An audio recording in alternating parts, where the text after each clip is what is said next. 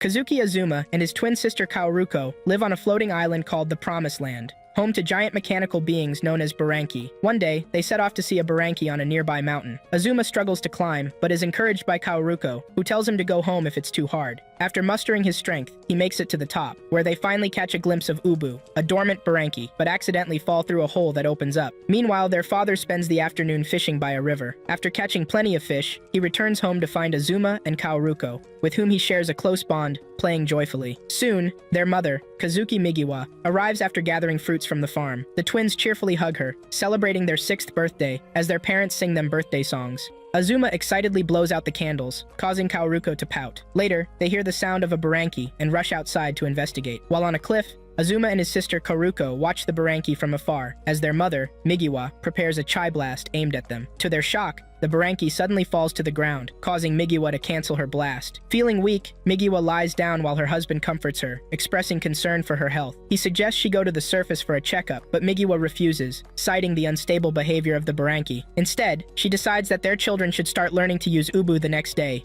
and her husband agrees. In another room, Kaoruko is awake in bed, overhearing her parents' conversation. The next day, Azuma wakes up to find his sister missing. Suspecting she has gone to see Ubu, he soon confirms his hunch. When he arrives at her location, he finds Kaoruko trying to connect with Ubu using a heart symbol. Kaoruko intends to harness Ubu's power to defeat all the Buranki because she believes her mother can't fight anymore. Despite Azuma's warnings against her plan, Kaoruko ignores him. This leads to an energy surge that awakens several Buranki on the island, turning the sky red. Sensing something is wrong, Azuma's parents rush off to find their children. Upon arriving at Azuma's location, Kaoruko apologizes to their mother, Migiwa, for her earlier actions. Migiwa forgives her despite her defiance. Suddenly, a Buranki attacks the family, prompting Migiwa to unleash her powers and fend it off. Recognizing the impending danger, she quickly takes her children home to keep them safe. Inside the house, Migiwa notices Burankus falling from the island to the surface, leaving her in shock. Determined to protect her kids, she hands them over to their father, ready to send them to Earth. Kaoruko feels sadness at the thought of losing her mother. Migiwa sends her children and husband down with a Buranki, and as they arrive on the surface, they fall into the sea. 10 years later, Azuma has made contact with the surface and is now in Shinjuku, Tokyo. He gets arrested by the police, while his childhood friend Kogane Asabuki waits for him at a park, only to see him being taken away in a police car. At the police station, Azuma is interrogated about Ubu's heart, but denies having it. The police claim his mother is responsible for the Burankis that fell to the surface a decade ago, branding Migiwa a witch, which angers Azuma. Suddenly, the floor opens up and a Bubuki emerges, attacking the policeman in the interrogation room. The Bubuki is controlled by Asabuki, who helps Azuma escape.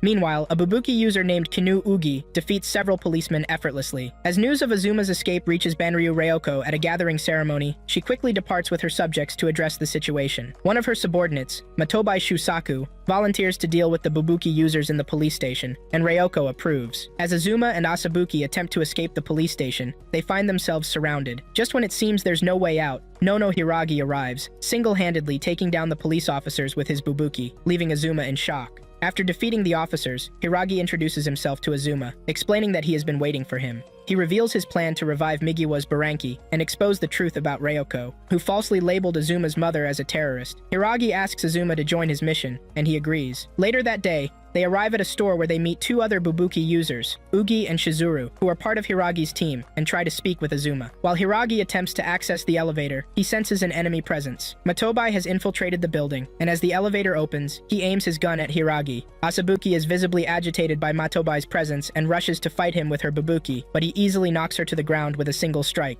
With Matobai's threat, Azuma and the rest of the team are forced to retreat, but they come under fire before reaching the ground level. Once they manage to get to safety, Hiragi instructs Azuma to go revive the Buranki while they hold off Matobai. Meanwhile, Asabuki harbors deep resentment toward Matobai, as he was responsible for killing her father when she was a child. When Azuma arrives at the Buranki's location, he finds Ubu in a dire state, and he starts to feel an overwhelming pain in his chest. Meanwhile, Hiragi and his team are struggling to fight Matobai, a skilled gunslinger who uses his Bubuki to fire energy blasts at them. During the intense battle, Asabuki spots an opening and delivers a powerful punch to Matobai, effectively ending their confrontation. After the fight, Hiragi and his team regroup and head to Azuma's location to revive Ubu. They find Ubu suspended in midair, in a skeletal condition. Seeing Ubu's state, Azuma feels that he cannot face his mother with the Buranki like this. Hiragi asks Azuma for the heart, believing he could wield it better, but Azuma refuses, which makes Hiragi furious. A discussion arises about Bubuki, and Asabuki asks Azuma if he has one. Since Asabuki herself does not possess a Bubuki,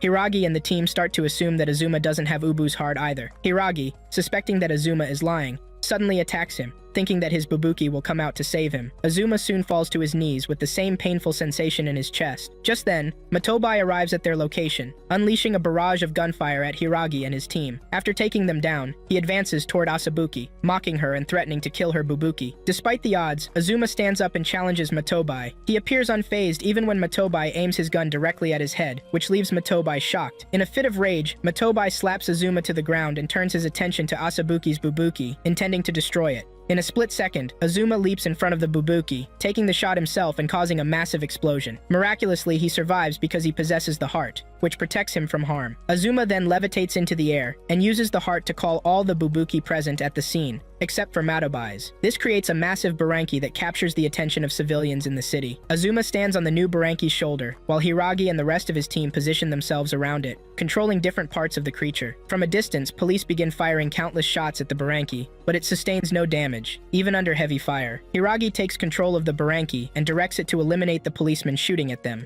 But Azuma is displeased with his ruthless approach and warns him to reconsider. Just then, the skies part, and Ryoko appears, landing with a red Buranki named Entei. Since Entei has lost the use of its arms and legs, Hiragi plans to exploit this weakness in combat. As the battle begins, Hiragi commands Ubu to deliver the first attack, landing several powerful punches on Entei, with the combined effort of the team, gaining the upper hand as the fight continues. Fueled by rage over what happened to his father, Hiragi unleashes a series of powerful punches on Entei. In response, Ryoko revives Entei and threatens to turn Hiragi and his team into skeletons. With a single, brutal strike, Entei sends Ubu crashing to the ground, then picks him up and starts to roast him. During this chaos, Azuma questions Ryoko about her connection to his mother, and she suddenly realizes that Azuma is Migiwa's son. Upset by this revelation, she intensifies her attack on the Buranki and begins to cook it. After the horrific barbecue is over, Ryoko throws the remains of Ubu into a pit, triumphantly laughing as she claims victory. Meanwhile, Hiragi and his team, having been separated in the crash, manage to reunite with Azuma. Frustrated by their defeat against Entei, Hiragi blames his team, lashing out in anger and slamming his Bubuki against a wall, calling them useless. Tensions rise as an argument breaks out between Hiragi and Ugi, who have conflicting ideas about how Bubuki should be treated. Just then, Ryoko arrives and reveals distressing information about the floating island, stating that Azuma's mother is dead because another Buranki has fallen from the nest in the sky. This news devastates Hiragi and the others, who had hoped to see Migiwa again. Despite Ryoko's claims about Migiwa's death, Azuma refuses to believe her. He argues that if Migiwa were truly gone, more Burankis would have fallen from the sky. As Ryoko prepares to use her Buranki to eliminate Hiragi and the others, Azuma exudes newfound confidence and insists that he will not die. He begs his teammates to entrust their Bubuki to him so they can stand against Ryoko and her Buranki. His confidence surprises the team, especially Ugi, who never expected such determination from him. Seconds later, Ugi and the others hand over their Bubukis to Azuma, creating a new Buranki. Initially, Ubu takes a brutal hit from Entei, but Azuma encourages the team to synchronize their attacks. This strategy pays off when Ubu delivers a powerful punch to Entei. To everyone's surprise, Ryoko manages to withstand the blow, but she soon falters as Azuma amplifies the punch, even lifting it into the air. The battle concludes with Azuma collapsing from exhaustion, while Ryoko escapes with Entei. Later, Ryoko briefs Madobai about their next steps before she succumbs to unconsciousness from the battle. Meanwhile, Azuma and Hiragi flee the area with the rest of the team. About 10 years ago, just hours before Ubu reached the surface, a national state of emergency was declared, prompting evacuation plans for citizens. At that time, Ryoko took the chance to combat the Burankis falling from the sky, instilling fear among the survivors with their incredible power. Despite defeating the Burankis, Ryoko was no hero. This marked the beginning of her reign in the city. In the present, Azuma walks with Hiragi and the rest of the team to a designated location. Along the way, he introduces himself and learns his teammates' names. Later that evening, they arrive at their destination, where they meet an attractive woman named Harino. Initially, she assumes that Hiragi and his team will not survive their encounter with Ryoko, so she's surprised to see Azuma and the others. Harino introduces herself to Azuma, seemingly captivated by him, and begins to assess his character through eye contact. After some contemplation, she remarks that there is more to Azuma than meets the eye. Meanwhile, Hiragi insists they have rested long enough and should leave for the floating island, but his teammates, still tired, question his urgency. As Ugi prepares dinner, Hiragi feels frustrated at the delay, wanting to depart quickly. Minutes later, dinner is ready, and they gather around the table to enjoy a variety of dishes. Although he initially disapproves of the dinner idea, Hiragi discovers the food is delicious and ends up enjoying the meal. During Hiragi explains the situation in Japan under Ryoko's control for the past 10 years. He points out that no one dares to oppose her, but reveals a plan to defeat her and Entei. His strategy involves bringing Migiwa from the Buranki nest. as she has previously defeated Ryoko. Hiragi expresses confidence in his plan, and Horino confirms this history, leaving Azuma taken aback, as he was unaware of such an event. Meanwhile, at Majiro Station, staff members monitor the activities of Bubuki users. Matobai, who is present, sips on beer, frustrating a staff member who compares him to a dim-witted guard dog. Moments later, while monitoring the screens, Matobai detects a Bubuki in stealth mode, shocking the others. When asked how he noticed it, he refuses to answer and exits the room. Once outside, he successfully locates Asabuki and ends with an unusual smile. Later that night, Horino guides the group to a facility that holds all the information about Bubukis. Although some Bubukis are present, she reassures everyone that they pose no threat because their eyeballs have been destroyed, rendering them unable to regenerate damaged body parts. Horino explains that the different Bubukis used by Hiragi and the others are part of Ubu's heart, passed down through generations of their families. Curious, Azuma wonders why Bubukis form contracts with their masters, but Horino admits she doesn't know. Hiragi then questions Azuma about why he fell from the sky with the other Burankis, especially since there was peace before that event. The question unsettles Azuma, and when Hiragi becomes aggressive, he drags Azuma outside to repeat the question. Azuma responds that it was his fault, which frustrates Hiragi. He then demands Ubu's heart from Azuma, but when Azuma refuses to hand it over, Hiragi attacks him, knocking Azuma to his knees. Just as Hiragi prepares to deliver a final blow, a force field protects Azuma, allowing him to counterattack. They engage in hand-to-hand combat under the watchful eyes of Ugi and the others. Azuma is determined not to relinquish the heart, as it is his last connection to his mother. In the end, he defeats Hiragi and helps him to his feet. However, Hiragi retaliates with a punch to Azuma's abdomen before storming off in anger. Asabuki approaches Azuma, checking if he's okay, and emphasizes that Hiragi isn't a bad person. He simply wants to make the world better for his father. A few minutes later, Horino suggests everyone take a shower to cool off for the night. Elsewhere, Arabashiri Suya, one of Ryoko's subjects, is on an exploration mission aboard a ship. Below their vessel, an active Buranki stirs. Back at Horino's lair, Hiragi and the others relax in a hot bath, with the ladies bathing separately, while Azuma and Hiragi share the same tub. During their bath, Hiragi shares that his father fought alongside Migiwa and Asabuki's parents to defeat Entei. He explains that his father now drowns himself in alcohol every day, and Hiragi cannot bear to see it. He hopes defeating Ryoko will open his father's eyes to a brighter future. At midnight, both Hiragi and Azuma sense a foreign presence in the building. They take up a guard position by the windows, just as Matobai easily breaks in.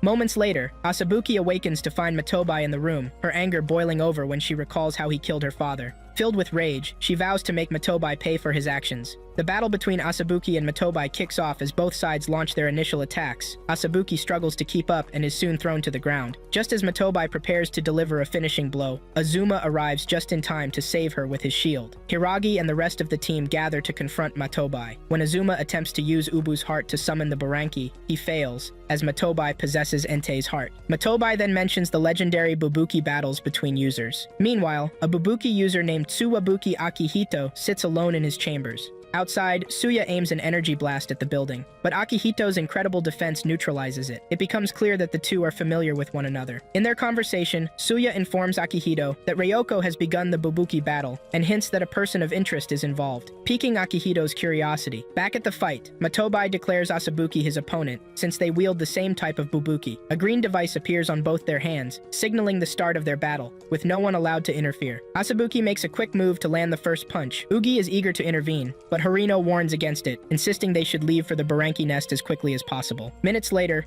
Hiragi and the others, except for Asabuki, leave the scene and arrive at a secret train station that transports them to the Buranki nest, also known as the Floating Island. Meanwhile, Azuma feels compelled to stay and watch the battle between Asabuki and Matobai, and expresses his desire to leave. Initially, Hiragi disapproves, but after Horino convinces him, Azuma decides to start the train and head out. Back in the fight, Asabuki's rage intensifies as Matobai mocks her father. Despite her fury, she struggles to land a hit while Matobai easily evades all her attacks. Flashing back 10 years, we see Genma, Asabuki's dad, spending time with her while he was still alive. One day, Matobai arrives with his men, demanding Genma come out. Genma instructs Asabuki to wait for him at a specific spot while he goes to handle business with Matobai. It becomes clear that Genma was the previous controller of Asabuki's Bubuki, and Matobai seeks to settle the legendary Bubuki battle with him. As Genma refuses to fight, Matobai grows agitated and threatens to kill him. Just as Matobai is about to pull the trigger, Asabuki steps out from her hiding spot to meet her father, shocking Matobai. He realizes that Genma is trying to hide because he has a daughter. Despite the revelation, Matobai still aims his weapon at Genma. In response, this, Asabuki screams, unwittingly drawing out her Bubuki, which then attacks Matobai. At this moment, Asabuki has little understanding of what a Bubuki is or how to control it. Matobai, sensing the threat, fires shots at the Bubuki, restraining it on the ground. Afterward, Genma requests to change locations and instructs his daughter Asabuki to stay put. Moments after Genma leaves, Asabuki hears a gunshot and goes to investigate. She finds her father lying on the ground, blood seeping from his wounds and his consciousness fading. Tearfully, she realizes he is near death,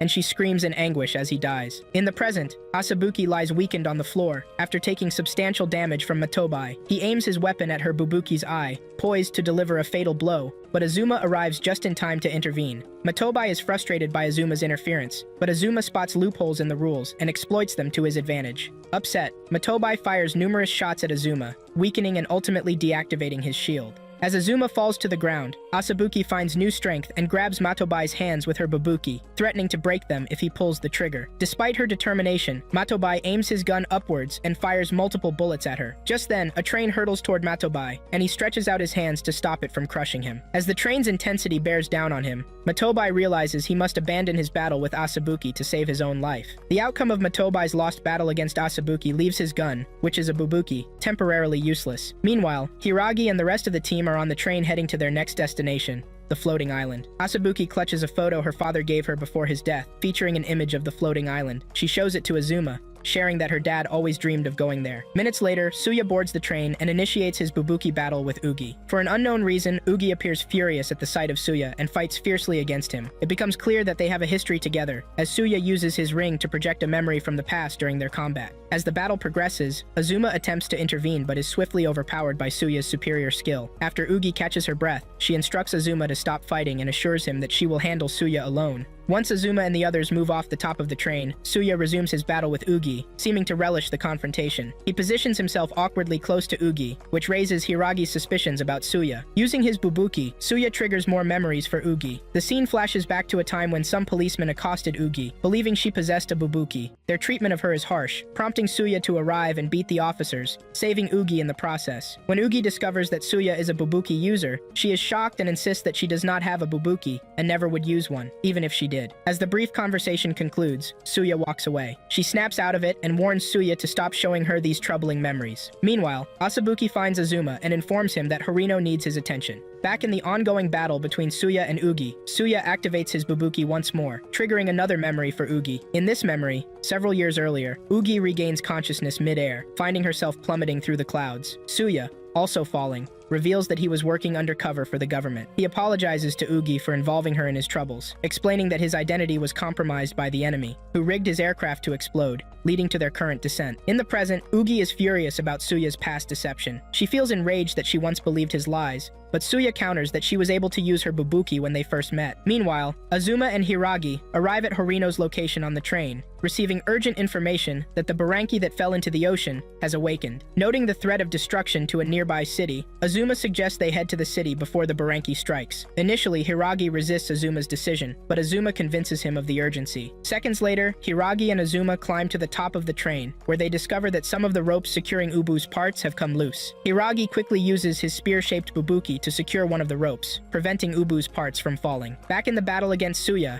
Ugi starts to remember her past as she fell from the sky under Suya's influence. A couple of thousand feet above sea level, Suya hands Ugi an object meant to serve as a parachute and lets go of her hand. The thought of Suya falling to his death troubles Ugi deeply, prompting her to summon two Bubukis for assistance. One of the Bubukis descends to help Suya reach the ground safely. In the present, Ugi is furious because Suya's actions in the past were a ploy to make her summon her Bubukis. At Ubu's location, Azuma struggles to strengthen one of the ropes by himself, and Hiragi steps in to support him. In the chaos, the force from one of the ropes sends Azuma flying into the air, but Asabuki intervenes and saves him from a deadly fall. During the earlier incident, after surviving their fall, Suya asks Ugi why she hates Bubukis, to which she responds that they bring nothing good. Suya converses with Ugi, trying to change her opinion about Bubukis, and he seems to be making progress. He even jokingly asks Ugi out, and to his surprise, she agrees. One evening, they discuss the Buranki nest, or the floating island, which is home to the Burankis. Suya expresses his desire to learn more about Bubukis and see the island for himself, being the birthplace of all Bubukis. In the present, Still under Suya's spell, Ugi is unaware that Suya plans to take control of both her Bubukis. Just as he aims a finishing blast at her,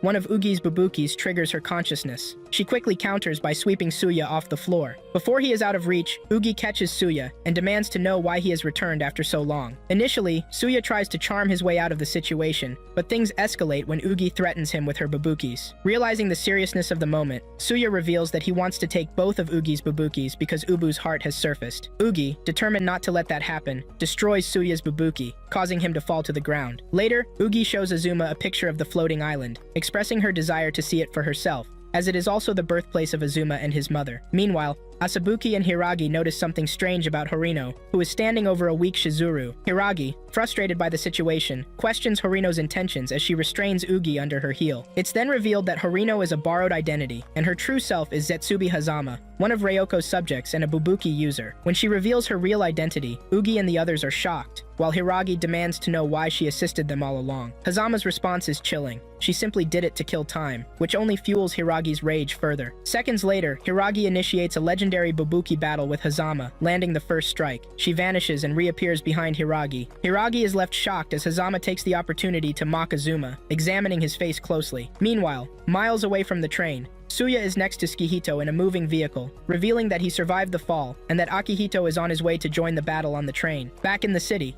general announcements are made to citizens, advising them to evacuate due to the Buranki activity in the area. On the train, Hiragi is furious, realizing that Hazama pretended to work with them just to get close enough to kill him. Hazama then expresses her absurd wish for eternal youth. When Hiragi attempts to attack her again, he finds it nearly impossible to land a blow because of her powers. Hazama wields a Bubuki that allows her to manipulate time, albeit to a limited degree. When Hiragi is compared to his father, he overreacts, charging at Hazama once more, but ultimately fails and ends up taking damage from her. At this point, Hazama has Hiragi in a vulnerable position and casts a finishing spell that knocks him unconscious. Just moments later, Akihito arrives on the train with Suya. However, Shizuru begins to behave unusually. Akihito identifies Shizuru as a genius on Hiragi's team and prepares to engage in a Bubuki battle with her. As the fight begins, Shizuru launches calculated attacks that Akihito struggles to counter effectively. The battle between Shizuru and Akihito is overwhelmingly one-sided, leaving Asabuki and the others, including Suya, astonished by Shizuru's remarkable fighting skills. Meanwhile, Hiragi lies unconscious, dreaming about his past with his father. During those memories, Hiragi often faced negative remarks from his peers due to his father's drinking habits. One day, he pushes his father to the ground, fed up with his actions. Even as his father teamed up with Migiwa to fight Ryoko in the past, he refers to Migiwa as a witch, which angers Hiragi. He warns his father to leave him alone, asserting that he is no longer a child. In the present, Hiragi regains consciousness and is determined to resume his battle with Hazama. However, Hazama shows no interest in fighting yet,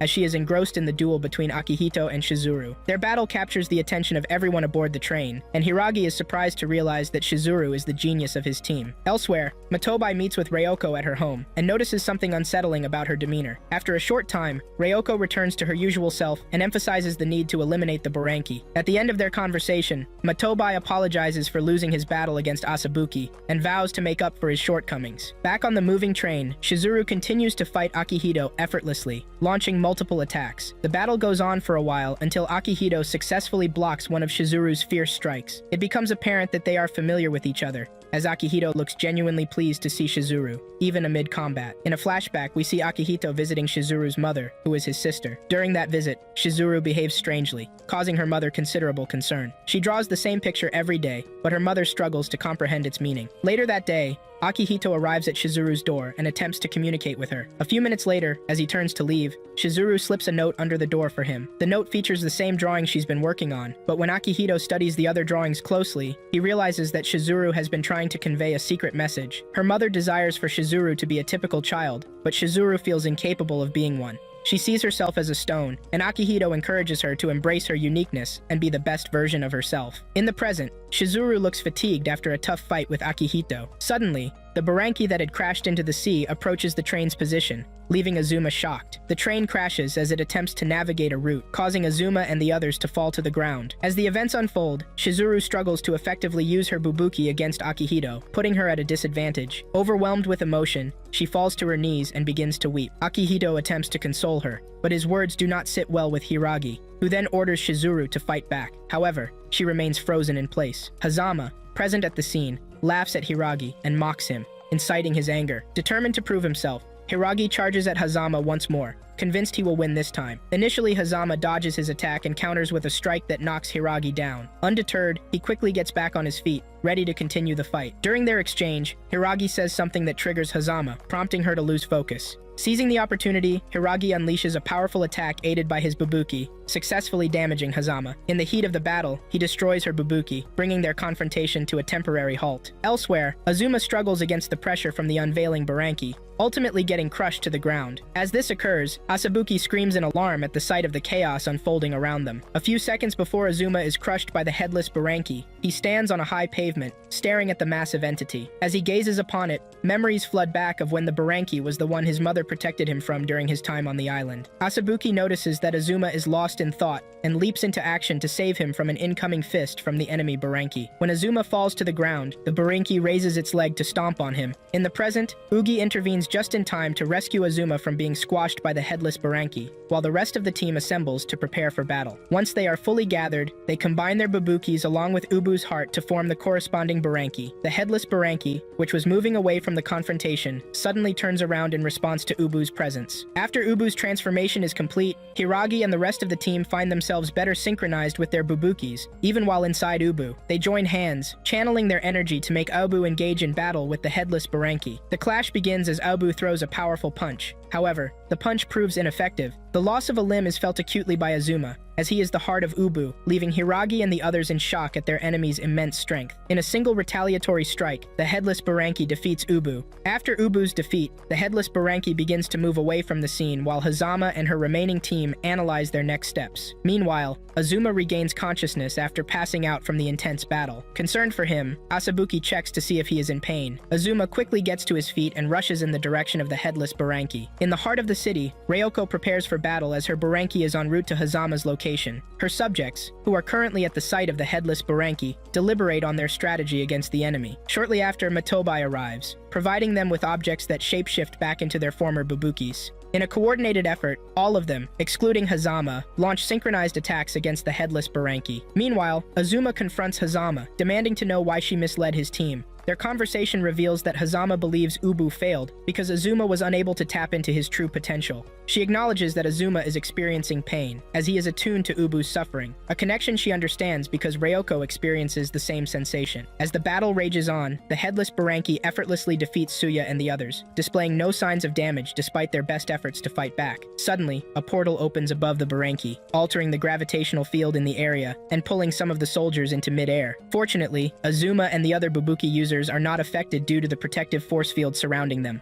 allowing them to remain grounded amidst the chaos. As the situation deteriorates, Ryoko arrives with her Buranki, Entei, prepared to face the headless Buranki. A fierce battle ensues as Ryoko takes full control of Entei to deliver the first strike. However, the headless Buranki quickly recovers from the hit and swiftly counters, overpowering Entei and sending him crashing to the ground. Entei is at a severe disadvantage, fighting without his limbs, which were destroyed by Migiwa in the past. Despite the odds, Ryoko reevaluates her situation and resumes her battle against the headless Buranki, managing to endure damage. Blood drips from her head, but she laughs through the pain, delivering powerful punches to her enemy using Entei. Suya and his team grow increasingly concerned for Ryoko, fearing that if she continues fighting at this pace, she may not survive. With this in mind, Hazama urges Hiragi and his team to lend their Bubukis so that they can function as limbs for Ryoko during the fight. Initially, Hiragi is hesitant, but recognizing the peril the world faces, Azuma agrees to the plan. Once Entei receives the borrowed limbs, he gains the upper hand in the battle, with Ryoko energetically controlling him. She revels in the power of fighting with complete limbs once again. The headless Buranki, sensing the change in momentum, turns to observe that Entei is still ready for battle. After exchanging ferocious attacks, Entei comes out on top, tearing the headless Buranki in two, leaving Azuma and the others in awe of Ryoko's strength. Following her victory, Ryoko floats away, and the borrowed limbs detach from Entei. Later, at sunset, Asabuki weeps over her Bubuki, which was burned in the aftermath of Ryoko's fight. The rest of the team shares in her grief, and Hiragi notes that they can no longer use their Bubukis in their current state. As Azuma walks away from the scene, Asabuki inquires about their next objective. Hiragi expresses his disillusionment, feeling that everything is over due to Hazama's betrayal. In a moment of discovery, Azuma finds a secret pathway on a holographic map that leads to the floating island. Hiragi hesitates upon seeing the map, unsure of following it. However, Azuma encourages him to trust the map and proceed to uncover where it leads. Elsewhere, a man quietly observes the earlier battle between Entei and the headless Buranki. After witnessing the powerful clash, he speaks to his team about the current state of affairs in Japan. stressing the need to restore balance to the world. His team consists of both ladies and gentlemen, all of whom are Bubuki users. The following day, Hiragi is on a train when he notices a young teenage boy named Epizo Evans walking along the train tracks with a headset on. The loud music blaring in Evans' ears prevents him from hearing Hiragi's train horn. Hiragi forcefully applies the brakes to prevent a tragic accident. Just as the train is about to collide with Evans, he leaps to the side of the tracks, narrowly escaping harm. After the train comes to a stop, Hiragi steps out to check on Evans, who is lying on the ground, nearly unconscious. Minutes later, Evans regains consciousness and begins to display signs of hyperactivity. He excitedly introduces himself to Hiragi and the others, while Azuma reveals his own identity. Curious, Ugi questions Evans about why he did not evacuate the area like the other residents. It soon becomes clear that Evans is unaware of the situation unfolding in the city, which explains his carefree wandering. When Evans learns that Hiragi and his team are on a journey, he jumps with excitement and expresses his desire to join them. Azuma tries to explain that joining their group would put Evans' life at risk, but the sight of danger only excites the young boy. Unbothered by the potential peril, Evans remains eager to become part of Hiragi and Azuma's adventure. Elsewhere, two twin sisters, Gianna and Lyudmila, discuss Ryoko's role in the recent Buranki battle. Both sisters are Bubuki users, and they strategize about their next steps in the ongoing conflict. Later that afternoon,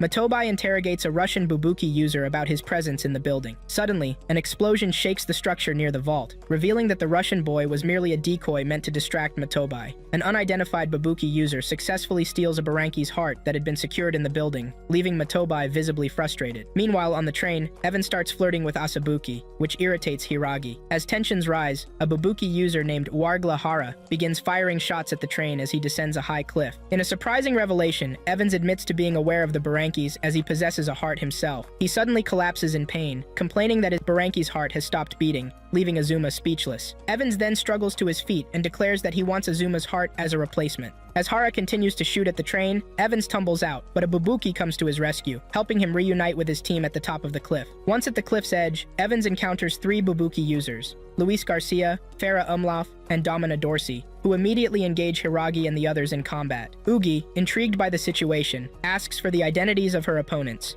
Each of them possesses a Bubuki linked to a Buranki called Megalara. Her opponent, Farah, takes advantage of this and easily defeats Ugi after a brief but intense physical confrontation. Minutes later, Azuma arrives at the battle arena, eager to join the fight. Luis is taken aback, as he never expected the Heartbearer to enter combat. Hiragi takes the first strike against their opponents, creating an opening for Azuma to deliver a powerful finishing punch. He suddenly realizes that he cannot access Ubu's heart. Meanwhile, Shizuru sits alone on the train, reflecting on what Akihito had told her earlier. Just then, Gianna and Lyudmila arrive at the scene, interrupting her moment of contemplation. When they attempt to attack her, Shizuru effortlessly dodges their strikes without breaking a sweat. Despite facing two opponents, she remains composed and unbothered, shocking the twin sisters. A battle ensues as the twins team up to take Shizuru down. Although Shizuru continues to evade their attacks with ease, she eventually loses her focus and gets struck to the ground. The twins wield Bubukis that are part of a Buranki named Zanpaza, suggesting they may know Akihito. It becomes clear that Akihito trained the twins in physical combat, which explains why they are able to land an attack on someone as formidable as Shizuru.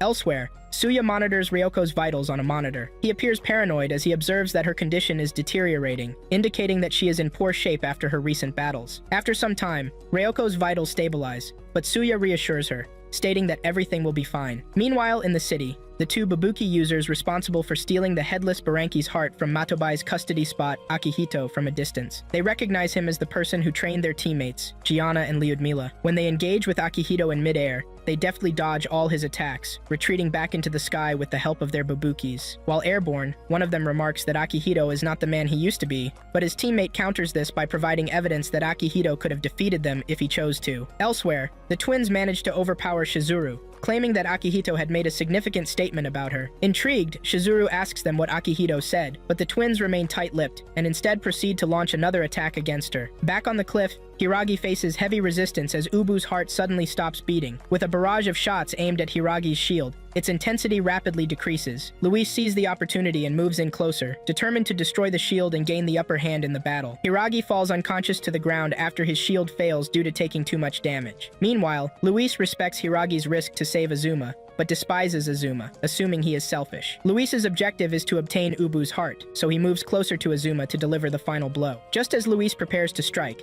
Evans tells him to stop and offers to finish off Azuma himself. Elsewhere, the twins coordinate an attack on Shizuru, but she swiftly dodges it. Shizuru then aims her Bubuki at the sisters, and forces them to reveal what Akihito said about her in the past. The twins disclose that Akihito described Shizuru as non-human, likening her to a stone. This revelation causes Shizuru to snap, and she easily defeats the twins without breaking a sweat. Shizuru now accepts herself and feels better than ever. Back on the cliff, Evans engages in hand-to-hand combat with Azuma, launching a series of punches. At first, Evans evades Azuma's attacks, but Azuma eventually lands a scratch on Evans's face. Azuma becomes more serious, realizing he has a fighting chance against his opponent. Luis and the others watch the battle, amused by Hiragi's fight. During the clash, Azuma sees sad memories of Evans, and Evans reveals that he has seen some of Azuma's sad memories, acknowledging that they have both been through a lot. Seconds later, their battle ends as Evans retreats, leaving his team shocked. He then states that he will not take Ubu's heart, but will find a way to make his heart resume beating. Ryoko, visibly concerned after sustaining heavy damage, receives advice from Hazama to prioritize her well-being, with Suya, Akihito, and Matobai present. Hazama reveals the stolen Buranki heart was a fake, displaying the real one. Later, Hiragi, unconscious from earlier exertion, travels by train with others via a secret underwater route. Azuma worries about Ubu's still heart, reassured by Asabuki, until she discovers their train is submerged. Meanwhile, on a yacht above, Evans nervously reports his failure to Monsieur Guy, but surprisingly receives unexpected appreciation. Deep underwater, Dersu and his brother report their theft of a fake heart to Maxime, who scolds them but then tasks Lyudmila and Gianna with retrieving the real headless Buranki heart. Traveling through a submerged secret passage, Hiragi awakens on the train and reacts to their underwater location. The train surfaces near the floating island, and Hiragi's team, excluding Azuma, investigates, only to be attacked by Lyudmila and Gianna. While Azuma remains on the train, still unable to revive the heart, Shizuru swiftly defeats the twins, surprising the others. Azuma's emotional plea to restart the heart succeeds, activating Obu in its true form, but their joy is cut short by Hazama and Entei's attack. Hazama reveals her sinister plan to take Ubu's limbs and merge them with Entei, a shocking revelation that leaves Azuma stunned. Even more surprising is the discovery that Hazama, not Ryoko, is the one controlling Entei. Hazama uses a device to trick Entei into believing she is Ryoko, granting her full command over him. Soon, a fierce battle between Ubu and Entei erupts, with Ubu delivering a barrage of punches against its opponent. At the same time, Maxim arrives on the scene, frustrated with the twins' failure to retrieve the heart. In a show of cruelty, he berates and physically abuses Dersu and his brother, asserting his authority. After thoroughly humiliating them, he extends another chance to Gianna and Lyudmila, offering them an opportunity to complete the mission. The fight between Ubu and Entei escalates, and Hazama begins to experience intense pain as she sustains the damage inflicted on Entei. As the twins attempt to launch an attack on Ubu, they are quickly overpowered and restrained by Entei. Seizing the moment, Hazama uses the lives of the twins as a bargaining chip, forcing Maxim to surrender his team's Bubuki to complete Entei's limbs. Reluctantly, Maxim agrees, and Entei becomes fully equipped, resulting in a more balanced battleground between Ubu and Entei. With Entei now complete, Hazama wields her newfound power, effortlessly overpowering Ubu and choking it. Every blow to Ubu directly affects Azuma, who serves as its heart, feeling the pain with each attack. Nearby, Evans shouts out a desperate message to Azuma,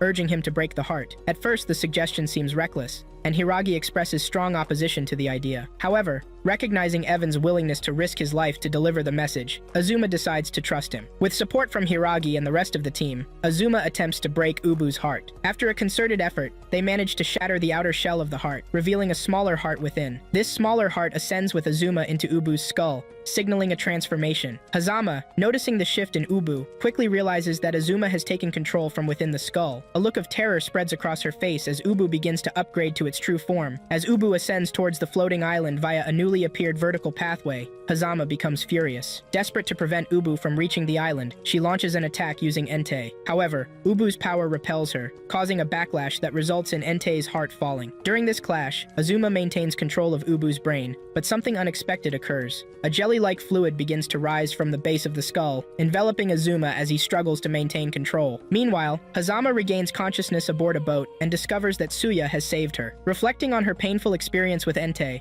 Hazama gains a new understanding of the suffering Ryoko endures while using him. Suya, still deeply concerned for Ryoko, expresses his desire to find a way to free her from the pain that Entei inflicts. Before Suya departs, Hazama expresses her gratitude for saving her life. Elsewhere, Matobai receives a message on his phone. Before leaving his room, he mentions needing to repay a debt to Genma, Asabuki's late father. Back in the atmosphere, Ubu, with Hiragi and the others aboard, ascends to the floating island. Upon reaching the island, Hiragi and the rest of the team exit Ubu. Noticing a strange change in him, Azuma remains trapped in the skull. Just then, Migiwa arrives on top of Ubu and successfully releases her unconscious son from the skull. Hiragi and the others are shocked by Migiwa's unexpected arrival. 3 days later, Azuma regains consciousness, and Asabuki is overjoyed to see him awake. Azuma is initially confused, unaware that he had been unconscious for so long. After receiving confirmation from his team, he's reunited with his mother, Migiwa, and embraces her warmly. Overwhelmed by emotion, Migiwa holds her son, grateful to see him again after 10 long years. Later, Migiwa takes Azuma and the others on a tour of the island, allowing them to appreciate its beauty and admire the landscapes. During this sightseeing trip, Hiragi repeatedly attempts to ask Migiwa about his father. Each time, Migiwa skillfully diverts the conversation, preventing him from getting his questions out. Even that evening, when Hiragi gathers the courage to try again, Migiwa distracts him by offering food just as he's about to speak. The following day,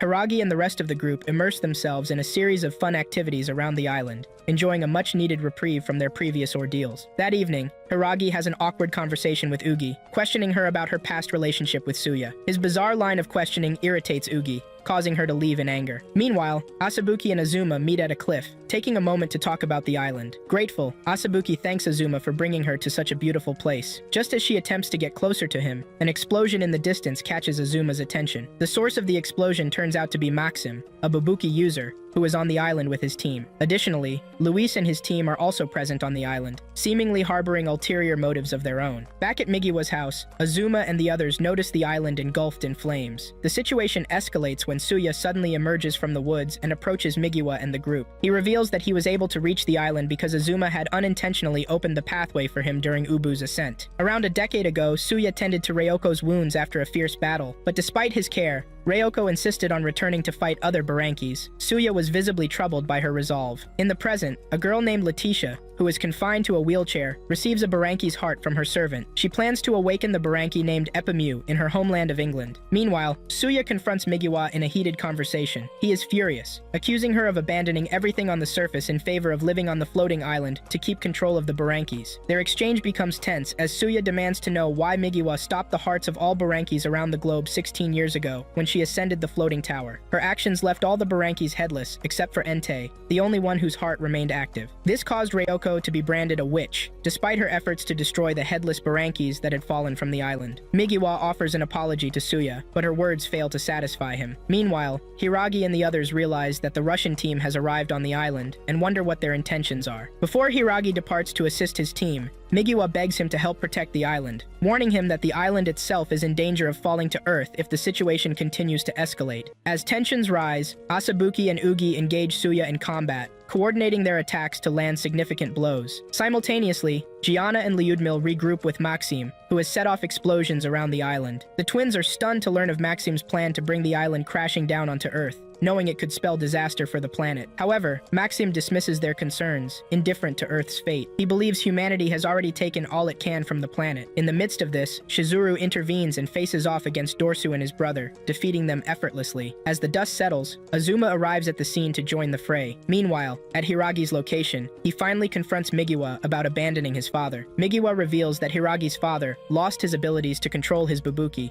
making him vulnerable in battles. To protect him, Migiwa chose to keep him out of harm's way. This revelation helps bridge the emotional gap between them, and Hiragi finds closure before joining Migiwa at another location on the island. Back at the battle with Suya, Asabuki, and Ugi, Suya emerges victorious, defeating both opponents simultaneously. Just then, Matobai arrives unexpectedly, shocking everyone present. In a desperate move, Asabuki stabs Matobai from behind, but he seems unfazed and continues his attack on Suya. The battle intensifies as Matobai fires a barrage of bullets, and their skirmish escalates into an aerial confrontation. Amidst the chaos, there's a brief ceasefire where both opponents pause, and Suya, now confused, questions Matobai's motives for fighting him. Matobai is attacking Suya because he suspects him of collaborating with both the Russians and Americans, leading to a betrayal of Ryoko. Matobai struggles to reconcile his perception of Suya's loyalty, especially given that Suya earned his scar while protecting Ryoko. In a flashback, Ryoko lies in agony on a hospital bed, recovering under Suya's care. As she regains consciousness, her first concern is about the headless Burankis. Upon learning that more are still active, she immediately prepares to leave and continue fighting.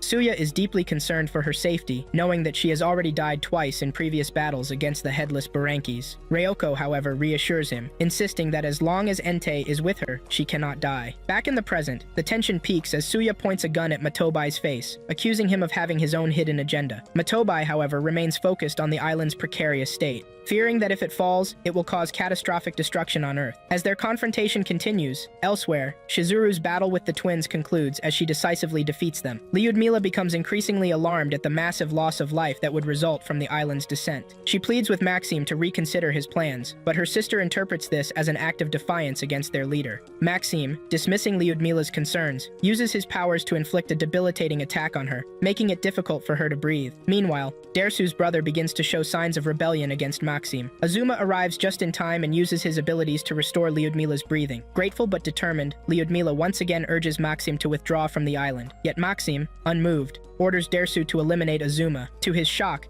Dersu refuses and instead stands beside Azuma in defiance. Enraged, Maxim attempts to handle the situation personally, but Azuma delivers a powerful attack, knocking Maxim to the ground. Gianna tries to strike Azuma, but is swiftly knocked out by Shizuru. Lyudmila, overcome with guilt, pleads for Azuma's forgiveness for the harm they've caused to the island. Azuma forgives her, promising to protect the island and ensure its safety. Meanwhile, the intense battle between Matobai and Suya rages on, with both firing at each other as they tumble into a deep pit. Just as Suya is about to hit the ground, Matobai fires a shot directly at his head. Upon reaching the bottom, Matobai approaches Suya, seemingly to deliver a final blow, who had appeared unconscious, rises and releases an energy blast that pierces through Matobai's abdomen, ending the conflict. Despite their current state, their friendship endures, leading to a heartfelt conversation. Matobai reveals that he recently became a father, and Suya congratulates him with sincerity. Matobai, weakening from the battle, lies down, accepting his fate. He then confesses that he once intended to destroy Asabuki's Bubuki, believing that doing so would allow her to live a normal, happy life. But over time, he realized that Asabuki had already found happiness within her team. Elsewhere, Akihito and Hazama stand together, surveying the flames consuming part of the forest.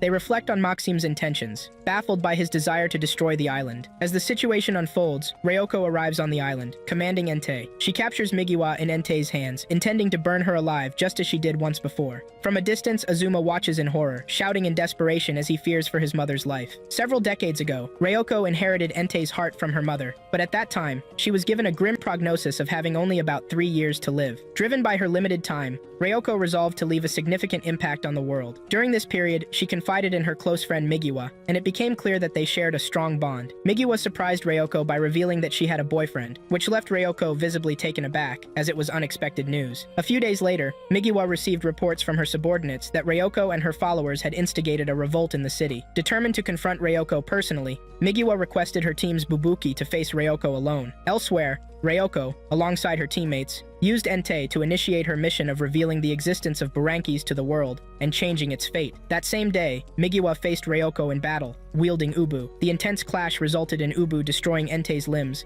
ejecting Ryoko's teammates and leaving her vulnerable. As the heart of Entei, Ryoko experienced intense pain, and Migiwa, moved by her suffering, tearfully decided that the only way to save Ryoko was to fuse her with Entei. Migiwa instructed Entei to protect Ryoko from then on. 8 years later, Ryoko was imprisoned and had not aged a day due to the fusion with Entei. While locked in her cell, she received a visit from Migiwa, who was visibly pregnant. Migiwa informed Ryoko of her plan to ascend to the floating island, which infuriated Ryoko. Migiwa tried to explain that her actions were meant to protect Ryoko, but Ryoko bitterly refused to forgive her. Weeks later, Ryoko was released and reunited with her team, which included Matobai and the other 3. After Migiwa accessed the floating island, she sent out a signal that deactivated the hearts of all Burankis on Earth, plunging the world into chaos in the absence of the powerful creatures. Months later, Ryoko received reports that the Japanese government was hunting and killing Bubuki users. In response, she ordered Akihito to destroy a convoy of heavily armored tanks. Akihito carried out the mission with precision, using his powers to dismantle the tanks. Afterward, Ryoko praised him for his efforts. That night, the Prime Minister of Japan returned home only to be confronted by Ryoko and her followers. The living room was filled with blood-stained coffins, a grim message for his role in authorizing the hunt for Bubuki users. Terrified, the Prime Minister attempted to shift blame, claiming it was a cabinet decision, and pleaded for his life. During the confrontation, Ichitu Kotetsu, the Prime Minister's secretary, military, arrived and was horrified by the scene. Ryoko offered to make Kotetsu the new leader of Japan, intending to use him as her puppet. In the present, the floating island situation worsens as it loses altitude and begins descending toward Earth. Ryoko attempts to burn Migiwa alive using Entei, but Migiwa creates a force field to protect herself. Despite the shield, the intense heat inflicts damage on Migiwa. Azuma, determined to save his mother, arrives with his team in Ubu, but Entei's powerful attacks send them crashing to the ground. Meanwhile, nuclear missiles are launched toward the island. Akihito uses his powers to neutralize them, and Hazama joins him in the effort to prevent the island's destruction. As the situation escalates, Migiwa escapes Entei's grasp and leaps onto Entei's shoulders. She orders Entei to protect Ryoko and then jumps into the air, determined to neutralize the remaining missiles. Migiwa successfully destroys most of the incoming warheads, but the resulting explosions send her plummeting toward Earth. Azuma watches in horror and rushes with Ubu to save his mother from certain death. He attempts to reach her, but after failing, he stops mid-air and expresses confidence that his mother will be fine. He decides to focus on preventing the island's collapse. In mid-air, Ryoko taunts Azuma, mocking Migiwa's sacrifices. Azuma, in turn, defends his mother, explaining that she ascended to the floating island to protect the world. Meanwhile, Ryuki, a heart user following Monsieur Guy's orders, fights Suya and inflicts a serious injury by targeting his eye. Suya, weakened, falls from the island. The battle between Entei and Ubu reaches a critical point. Azuma decides to save Ryoko from her own despair and destructive intentions. Channeling all his strength as Ubu's heart, Azuma attempts to slow the island's descent. With a final power boost from the heart, he engages Ubu's full thrusters and successfully directs the island to land safely in the ocean. A few years ago in Norfolk, England, a woman named Letitia was in a wheelchair outside a castle. She heard from her associate Moses that Monsieur Guy wanted to meet with her. After meeting him, Letitia used her Buranki, Epimu, to battle a headless Buranki floating in the sea in London. Her team successfully defeated it, impressing Monsieur Guy. 2 weeks later, after an event known as the Fall of Treasure Island, Hiragi and the team, except for Azuma, traveled through Taiwan. The women admired the city's beauty, except for Shizuru, who was more interested in a diamond she saw in a book. Azuma wasn't with them because of issues with Taiwan's immigration in Tokyo, so he was on a different flight and would arrive later. Stuck in traffic, the group watched a news broadcast in their taxi showing a headless Buranki at the international airport where Azuma was arriving, making them anxious. They urged the driver to rush to the airport, despite the traffic, and soon left the taxi to head there using their Bubuki. At the airport, Hiragi and his team see 4 Bubuki users fighting a headless Buranki. The users damage the Buranki, but it quickly recovers. Suddenly, Azuma's twin sister, Kazuki Kaoruko, appears and introduces herself. She fuses with the Bubuki users to form Black Ubu, shocking Hiragi's team. Black Ubu battles the headless Buranki, taking some damage. Angered, Kaoruko quickly defeats her opponent. She then reveals her identity to Hiragi's team, leaving them nearly speechless upon learning she's Azuma's sister. Later, at the airport, Hiragi asks Kaoruko how she controls Black Ubu without possessing the heart. She ignores the question and appears irritated when Azuma is mentioned. That evening, Kaoruko and the group visit a Lehua night market restaurant. As they eat, Asabaki introduces herself to Cho Uran, a member of Kaoruko's team. Another team member, Lakshmi, introduces herself to Hiragi, who becomes flustered by her attractiveness. After briefly comparing Lakshmi to Ugi, Hiragi tries to get Ugi's attention, but is knocked out by her punch. Kaoruko reveals she's not the team's leader, but borrowed them for a specific goal. She asks about Azuma's whereabouts, showing irritation at mentioning his name again. Asabuki explains Azuma's delay due to the airport incident. At the restaurant, Shizuru asks Kaoruko about Black Ubu's abilities. Hiragi, curious, inquires how Kaoruko obtained the heart she's using. Kaoruko reveals she borrowed the Black Heart from Monsieur Guy, president of Democratia, an organization aiming to eliminate Buranki. Ugi realizes Maxim and Evan's teams work for Monsieur Guy. After dinner, Kaoruko leads the group to a secret school for Bubuki users, built by Monsieur Guy. Kaoruko explains her past to Asabuki, mentioning her father left to search for Azuma, leaving her alone in Taiwan, which she now considers her second home and wants to protect. Ryuki, the original leader of Lakshmi's team, appears. He mistreats his teammates, viewing them as mere limbs for his Buranki. As Ryuki leaves, the group notices a bright light in the distance. Ugi suspects it's a Buranki fusion, and Kaoruko realizes it's Maxim's Buranki materializing. In a flashback, Kaoruko attends a virtual Democratia meeting where she argues with Monsieur Guy about Maxim's special treatment. In the present, Hiragi's group, minus Kaoruko, confronts Zenpaza. Uran's team struggles against the massive Buranki, controlled by Maxim, who leaves the battle, deeming his opponents unworthy. Shizuru notices something odd about Maxim's team, mentioning that 5 people are inside Zanpaza, while 5 are missing, confusing the others. Months earlier, Maxim wakes in a hospital after the Treasure Island incident, finding a black heart. He meets Monsieur Guy, who disapproves of Maxim's team's independent minds. Maxim's teammates undergo a mind-altering procedure to align with Maxim's will when controlling Zanpaza. In the present, Maxim easily defeats 2 headless Burankis with Zanpaza, surprising Hiragi with his power. Minutes later, Kaoruko merges with her teammates to form Black Ubu, intending to battle Maxim, whom she sees as a threat. Shortly into the fight with Zanpaza, Black Ubu is knocked down by an attack. Kaoruko reveals she fights for recognition from Monsieur Guy. Maxime mocks her and reveals that Monsieur Guy plans to explore a comet passing over Earth. Shocked, Kaoruko connects this to Treasure Island. Zanpaza then attacks Black Ubu, causing it to split and Maxime's team to vanish. Azuma soon arrives and shares a meal with Hiragi and others, then talks to his sister, who behaves oddly. During their conversation, Kaoruko admits she planned for Treasure Island to fall, shocking Azuma. She confidently believes Migiwa survived, comparing her to a witch, which angers Azuma, leading him to warn her not to speak about their mother like that. Kaoruko is confident her dad is alive, believing the barrier on Treasure Island will protect him. She plans to find him and prove it to Azuma. In the midst of their conversation, Maxime appears with Zanpaza, aiming to fight Azuma due to their past encounter. He attacks, forcing Azuma and his sister to flee. As they escape, Azuma saves his ungrateful sister from falling. Azuma then merges with his team into Ubu and fights Zanpaza. Maxime is driven by rage, seeking revenge on Azuma for past events on Treasure Island. Azuma takes advantage of Maxime's anger,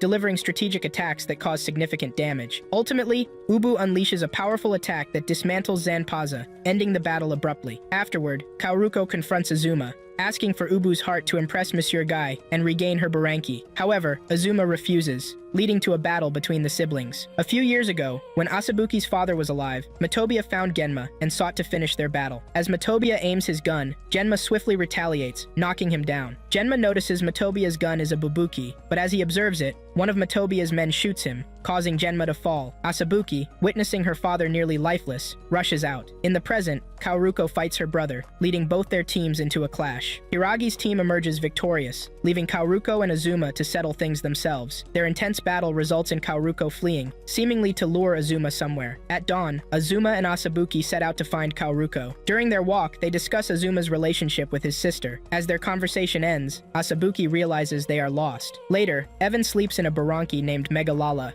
his face doodled with funny figures, amusing Farah. Waglula and Domina sleep as well, and despite Luisha's attempts to wake them, he fails. Meanwhile, the sleeping teammates wake up when another headless Buranki emerges from the sea and attacks Megalala. Evans takes control of his Buranki and launches a strategic attack, quickly ending the battle. Elsewhere, Monsieur Guy notes that 90% of the Burankis in North America have been destroyed. Standing beside him, Hazama, in Harino's form, watches the screen. Monsieur Guy discusses experiments involving Entei, expressing dissatisfaction with the results and suggesting practical tests with an unidentified qualified heart user. In another scene, as it drizzles, Asabuki and Azuma take shelter under a shed. Asabuki talks about her past with Kaoruko. When she mentions Kaoruko's desire to see her dad, Azuma reveals he is dead, leaving Asabuki speechless. Matobai soon appears, seeking their help, but Asabuki is the last person willing to assist him. She attempts to attack Matobai, but Azuma restrains her. Matobai asks Azuma to help save Ryoko, shocking Azuma, as he thought Ryoko died when the island fell. Matobai reveals that Ryoko is captive under Monsieur Guy. This news angers Asabuki further, and, unconcerned about Ryoko's situation,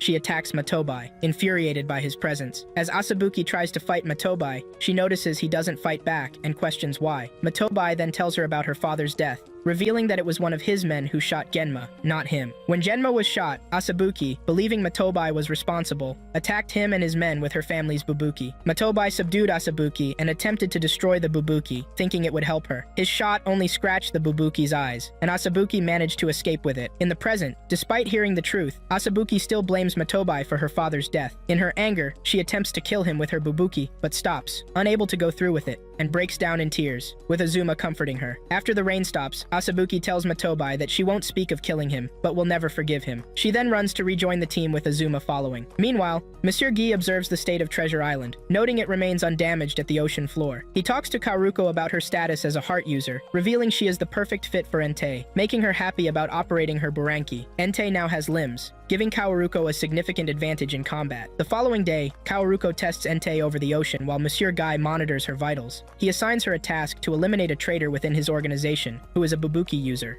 Initially uncomfortable with the assignment, Kaoruko agrees to do it as it's a direct request from Monsieur Guy. Later, Hiragi and the team wait for Matobai at a designated spot. Matobai arrives with a large airship to help them travel to France to save Ryoko, who is held by Monsieur Guy. Matobai explains that Monsieur Guy, the president of Democratia, seeks global control over Burankis. He asks for Azuma's help in the rescue, and Azuma agrees in exchange for help rescuing Kaoruko from Monsieur Guy's influence. Following the events at Treasure Island, Ugi assumes Matobai's teammates are dead, feeling pity for him. However, Matobai surprises everyone by revealing Suya and the others are alive and well. After discussing his teammates' possible whereabouts, Matobai takes control of the airship to fly the team to their destination. At sunset, Maxim sits in the woods with his team. Usually narcissistic, he surprises them by showing concern, discussing his previous battle with Ubu and the lessons learned from it. At that time, Maxim believed he could win the fight because his teammates' consciousnesses were sealed, allowing him to fully harness Zanpaza's powers alone. However, the outcome taught him that he needs his team in the right state of mind to succeed. As he shares this realization,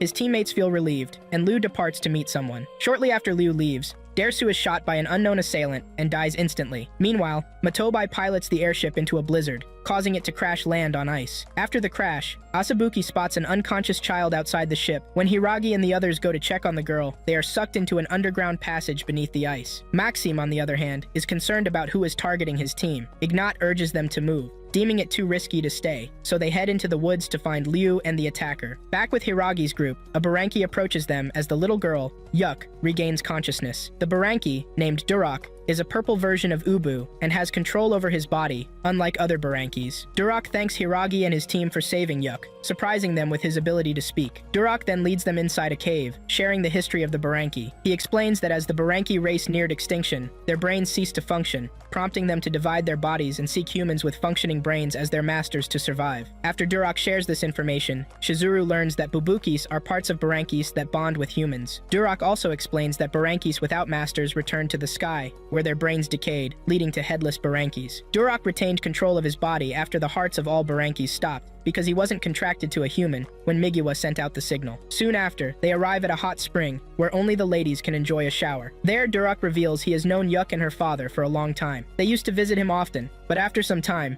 Yuk's father stopped coming, indicating he had passed away. Curious, Ugi asks Durak why his species came to Earth and if they plan to harm humans or destroy the planet. Durak responds that humans are already damaging the planet through their activities. Meanwhile, Maxim, Ignat, and Liu's sister are searching for Liu in the woods. Suddenly, Liu's sister is shot, and Maxim saves her from falling. As they pause to rest, another bullet targets Liu's sister, but Ignat jumps in to protect Maxim and is shot dead. Liu then arrives and discovers Ignat's body. Her Bubuki inexplicably fires a deadly shot at her sister, killing her instantly. Seemingly brainwashed, Liu then turns her Bubuki on Maxim, shooting at him multiple times. Maxim quickly deduces that Liu is still under brainwashing by Monsieur Guy. As Liu continues to fire at Maxim, his shield weakens, and he ultimately succumbs to the attack. After confirming Maxim's death, Liu uses her Bubuki to take her own life. Elsewhere, Ryoko is dining with Monsieur Guy, who reveals his sinister plans. He intends to eliminate all Bubuki users worldwide, and when he whispers his ultimate plan to Ryoko, she is visibly shocked. Back at the hot spring, Azuma questions Durak about why he didn't form a contract with a human. Durak explains that his decision was for the same reason Migiwa stopped the hearts of all Burankis on Earth. Acknowledging Azuma as Migiwa's son, Durak reveals his past friendship with her, and assures Azuma that she is alive,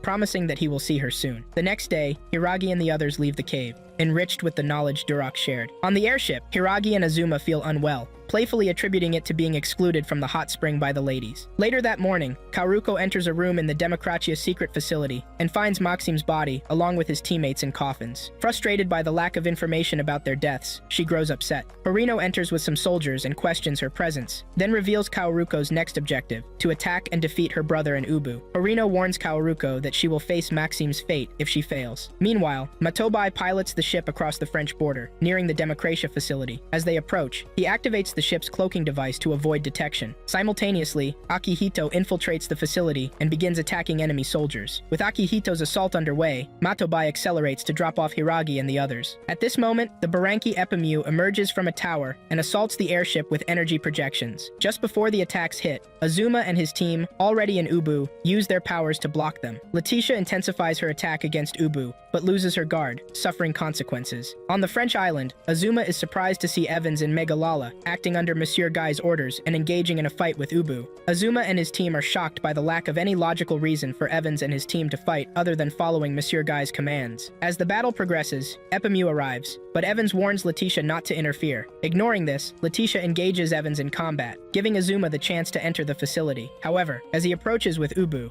Entei suddenly attacks. Azuma is shocked to see that his sister Kaoruko is controlling Entei, and demands to know why. When Azuma explains his true intention is to save Ryoko, Kaoruko misunderstands, assuming Azuma has romantic feelings for Ryoko, who is over 40. Kaoruko begins revealing secrets about Monsieur Guy that Evans and the others are unaware of, stating that he was responsible for killing Maxime and his team. Evans and Letitia struggle to believe her claims. The news of Maxime's death angers Azuma, prompting him to question why Kaoruko continues to follow Monsieur Guy's orders despite knowing this. Kei, triggered by Azuma's question, launches multiple attacks on Ubu, causing it to fall into the sea. Despite her actions, she begins to cry inside Entei, questioning why she ever trusted Monsieur Guy. Meanwhile, even after learning of Monsieur Guy's evil deeds, Letitia still plans to fight Epimu, hoping for Monsieur Guy's recognition and hoping to obtain Entei's body, which she believes could heal her as she's in a wheelchair. Azuma manages to emerge from the sea with Ubu and warns Letitia that Monsieur Guy is merely using her. Unmoved by Azuma's words, Letitia attacks, severing Ubu's limbs and leaving him nearly immobile. As Letitia is about to deliver the final blow, Entei intervenes, throwing Ubu to safety. Kaoruko seems to have had a change of heart, deciding to allow Azuma to save Ryoko from the facility, even if it means defying Monsieur Guy. Seeing this, Letitia launches a vicious attack on Entei, causing it to burn. Since Kaoruko is the heart, she experiences the pain directly and struggles to endure it. Simultaneously, Monsieur Guy receives a call from Harino asking if she should continue the battle. It becomes clear that Monsieur Guy is using Kaoruko as a test subject to see how long a heart user can maintain control over Entei before losing it. At the secret facility, Letitia notices that Entei's damage has healed, and despite her exhaustion, she is determined to continue fighting for Entei's power to regain her ability to walk. Moses urges her to retreat, but Letitia insists on her goal. Evans, moved by her determination, steps in to protect Letitia from Kaoruko. As the battle progresses, Kaoruko struggles to maintain control over Entei and experiences severe pain. Meanwhile, Ryoko senses Entei's presence and uses her powers to melt her handcuffs, gradually regaining her strength. Akihito calls out to her, catching her attention just as Azuma arrives to rescue her. Initially resistant, Ryoko jumps from a high building, prompting Azuma to leap after her to prevent her fall. After catching her, Azuma helps Ryoko to her feet, leaving her speechless, and then collapses from exhaustion. Ryoko carries Azuma's unconscious body to his team, apologizing and asking for their help. While this unfolds, Kaoruko lies unconscious in Entei as flames engulf it. Despite the chaos, the mission to rescue Ryoko is successful, and she is safely brought aboard the airship with Akihito and the team. A few years ago, Kaoruko met with Monsieur Guy, who revealed information about her father's whereabouts. He claimed that her father went to Treasure Island with a Buranki that still had its brain, and showed Durak on a screen to confirm this. Monsieur Guy suspected other Burankis with brains still existed. Upset that her father went to the island, Kaoruko was told by Monsieur Guy to bring the island down if she wanted to see her parents. In the present, Harino receives analysis results on Entei, revealing it might have a brain. Confused, she wonders how Ryoko and Kaoruko could control Entei if it had its own brain. She threatens the scientist to provide a reasonable explanation by her return. Later, Kaoruko awakens in a prison cell, restrained by cuffs. Upon regaining consciousness, she is angered by Monsieur Guy's presence. He informs her that she must pilot Entei once more to kill all Bubuki users on the planet. In defiance, Kaoruko spits at him. Before leaving, Monsieur Guy pierces her neck with something that renders her unconscious, indicating he has other plans for her. Afterward, Monsieur Guy receives a report from Harino, learning that he can control Entei if a brain is carefully fused with it. He orders Harino to cut off Kaoruko's head to prepare it for fusion, intending to use her brain to control Entei and eradicate every Bubuki user and their bloodlines, including the associated Burankis. Later that day, Ryoko lies unconscious in a room at Matobai's mansion, weakened by her separation from Entei. Akihito and Matobai stand by her bedside, hearing her murmur Azuma's name in her sleep. Concerned, Matobai goes to fetch Azuma for Ryoko. When Azuma arrives, he finds Ryoko still asleep. Matobai and Akihito leave them alone, and Azuma gently pats Ryoko's head, noticing her distress. This gesture prompts memories of his time on Treasure Island, recalling his father's death and his mother's mourning. As Azuma emerges from his deep thoughts about his mother, he notices Ryoko is awake. They begin discussing Monsieur Guy's intentions. Ryoko reveals that Monsieur Guy plans to resurrect Deus Magna, the progenitor of the Buranki race, considered a divine being that gave life to all Buranki on Earth. She explains that Monsieur Guy's ultimate goal is to use the resurrection of Deus Magna to gain control over the world. He plans to use the comet and Treasure Island to achieve this. Azuma, puzzled by this revelation, wonders about the connection between the comet and the island. Mons predicts that the comet will fall in 7 days, leaving Azuma and the others with limited time. Ryoko suggests they must locate the Buranki nest quickly to prevent Monsieur Guy from finding it first. She proposes destroying the island permanently to stop his evil plans. This idea shocks Azuma, as it contradicts his own hopes. Later at sunset, Matobai learns from Akihito that his property is near Monsieur Guy's private residence. Matobai is surprised by this revelation, but Akihito seems unfazed. They both ponder why Ryoko wants to speak with Azuma. In Ryoko's room, Azuma and Ryoko argue about their differing offering views on how to control people and prevent war. Ryoko believes instilling fear is necessary to maintain control and peace, while Azuma disagrees, advocating a different approach. Meanwhile, Matabai and Akihito bring food supplies to Hiragi and the team. Ugi is unhappy about having to eat cup noodles for a while, and Asabuki shares her sentiment, jokingly predicting that Matabai will end up alone and possibly divorced in the future. As Ryoko, outside, where she enjoys the beauty of nature for the first time in a while, she seems genuinely happy to experience the world beyond human-centric conflicts. Azuma hopes to show her a more peaceful and holistic perspective, and it appears his plan is working. Later that evening, Monsieur Guy reads a bedtime story to children in his home. After putting them to bed, he falls asleep on his living room couch. The next day, Kaoruko is set for execution, her head about to be severed. As Harino raises the weapon, Kaoruko pleads for her life, tearfully expressing her desires and intentions if spared. Harino seems unmoved, but then unexpectedly destroys the cuffs, freeing Kaoruko. Shocked, Kaoruko learns that Harino is actually Hazama in disguise, who infiltrated the facility as a secretary to uncover Monsieur Guy's plans. Having achieved her objective, Hazama now plans to escape with Kaoruko. She swiftly disables the guards, and Kaoruko, relieved and excited, grins at her sudden change in fortune. Meanwhile, Azuma walks along a road, following a map to a specific destination. Monsieur Guy, driving by, stops and offers Azuma a ride, setting the stage for an unexpected encounter. While driving Azuma to his destination, Monsieur Guy tries to learn more about Azuma's intentions by offering his help. Unaware of Monsieur Guy's identity and suspicious of his motives, Azuma doesn't reveal any details about his task. Upon reaching their destination, Azuma thanks Monsieur Guy for the ride. Back at Matabai's mansion, Ryuki attacks with his Buranki, Batalov, under Monsieur Guy's orders, targeting Ryoko. With Azuma absent, Hiragi cannot morph into Ubu, forcing him and his team to engage Batalov using their Bubukis. They take cover behind a rock to hide from Ryuki's sight. While in hiding, Akihito questions Hiragi's resolve to ensure he's prepared for the upcoming battle. After Hiragi expresses determination to defeat Batalov, Akihito reveals a secret about utilizing Bubukis. Meanwhile, Lakshmi and her team are exhausted from Ryuki's relentless handling of the Buranki. Akihito explains that the heart of a Bubuki is its eyes, and Shizuru confirms this understanding. He further explains that Azuma can harness Ubu's true power because he merges with Ubu's heart. This revelation implies that Hiragi and the others must also merge with the hearts of their respective Bubukis to unlock their full potential. Elsewhere, Evans continues to control Megalala, ignoring Domina's suggestion to return to Democratia, even though Megalala's presence reveals their location to Democratia. Later, Azuma arrives at Democratia headquarters to rescue his sister. In a fortunate twist, he encounters Kaoruko, who is escaping with Hazama. Shortly after, Letitia arrives with her Buranki, Epemu, intent on stopping Kaoruko's escape. Meanwhile, Hiragi taps into a new level of power by merging with his Bubuki's heart. This unlocks remarkable strength, allowing him to damage Batalov significantly, surprising Ryuki, who didn't anticipate that a Bubuki could pose such a threat. However, this power comes with a risk. Hiragi lacks a protective barrier, making him vulnerable if things go wrong. Back at Democratia headquarters, Hazama urges Azuma to continue their escape with Kaoruko, despite facing heavy resistance from Epemu. As they run, Kaoruko expresses her frustration with Azuma's calm demeanor in dangerous situations. She feels overshadowed by Azuma, resenting being twins and reflecting on her lonely childhood. Recognizing her distress, Azuma tries to uplift her by showing a cherished wooden heart, a gift from their father. This gesture reminds them of their familial bond. About a year ago, their father ascended to Treasure Island with Durok's assistance, reuniting with their mother and finding solace in their home together.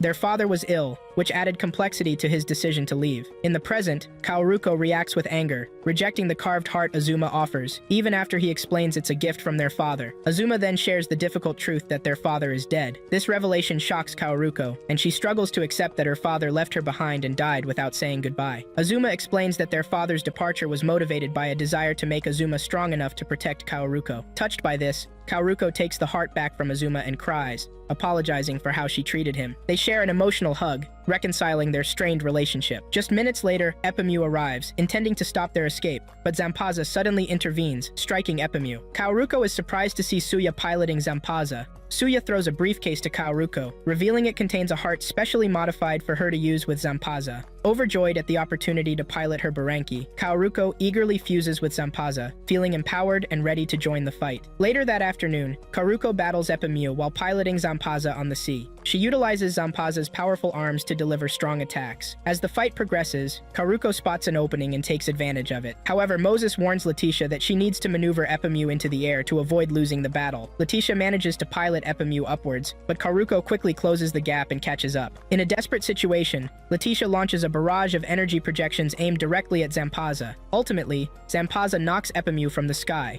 causing it to disintegrate and revert to its various Bubuki forms. Letitia lies on the ground, defeated, while Moses still shows determination and rallies his teammates to continue fighting Zampaza. Meanwhile, at Matobai's residence, Ugi and the rest of the team fuse with their Bubuki hearts and launch a powerful attack on Batalov. After their effort, they realize that Batalov is still standing, leading to their frustration. They try to persuade Ryuki to reconsider his loyalty to Monsieur Guy, but Ryuki reveals that his commitment to Monsieur Guy is temporary. He plans to betray him and rule the world instead. As Ryuki prepares to attack Hiragi and his team, one of his teammates hesitates to pilot the Buranki. Ryuki exerts control over the group because of a feature Monsieur Guy implanted in the Buranki, forcing them to follow his orders, regardless of their individual desires. During the battle, Matobai intervenes, using his ship to create a distraction for Batalov. Seizing the opportunity, Shizuru, who is on the ship at the time, takes aim and fires a shot at the Buranki. Meanwhile, Ryuki struggles to maneuver Batalov as his entire team begins to tire from the fight. Back at the Democratia headquarters, Karuko feels exhausted inside Zampaza after facing Moses and his team. She wonders how they can continue to fight against a massive Buranki like hers. Suya approaches Karuko and advises her to retreat. Agreeing with his suggestion, Karuko ascends into the sky to escape the battlefield. Later that evening, Evans and his team sit around a table for dinner with Monsieur Guy while traveling by sea to an undisclosed location. Luis expresses concern that Monsieur Guy may punish them for their earlier actions, but contrary to his fears, Monsieur Guy encourages them to enjoy their meal. After dinner, Monsieur Guy engages Evans in conversation, revealing that he intends to pull Letitia and her team away from Epemu. This shocking revelation leaves Evans unsettled, and he disagrees with Monsieur Guy's plan. Monsieur Guy informs Evans that he wants him and his team to defeat Ubu and eliminate Azuma as a way to atone for their past mistakes. The shock of being tasked with eliminating Azuma hits Evans hard, but he considers the mission if it means saving Letitia. Noticing Evans' unusual concern for Letitia, Monsieur Guy realizes that Evans is in love with her, which Evans confirms. In the end, Monsieur Guy decides to return Epemu to Letitia and encourages Evans to talk to her before he heads into battle. Shortly after meeting with Evans and his team, Monsieur Guy receives word that someone is demanding to speak with him in person. Meanwhile,